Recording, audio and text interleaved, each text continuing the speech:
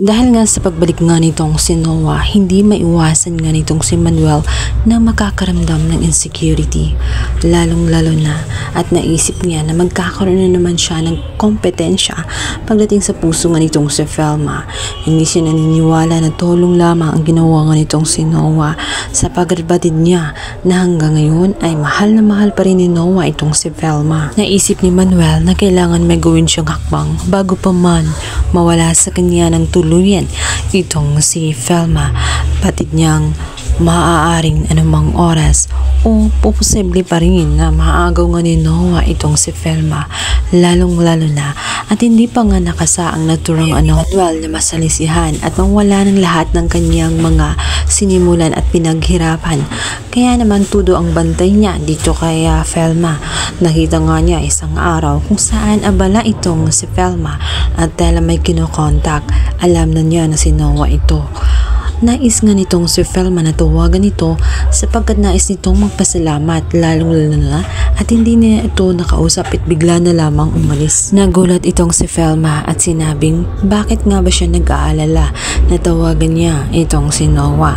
Magkaibigan lang naman sila at alam naman niya ang sitwasyon nilang dalawa. At hindi ba siya nagtitiwala? Naiintindihan naman itong si Velma ang nararamdaman nga nitong si Manuel. Alam niya na kahit hindi aminin nga ni Manuel ay nagkakaroon na ito ng pagsiselos, kaya siya na lamang umiiwas.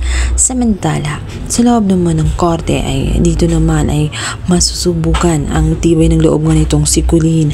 Matapos nga ang driver na si Timo ay mismong naging testigo sa palabas nga nitong si Hazel.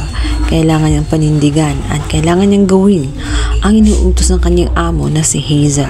Kahit na hindi naman talaga totoo, ay talaga namang harap-harapang sinabi nga ni Timo sa harapan ng mga judges na walang ibang may tumula kay Jessica kundi itong si Colleen.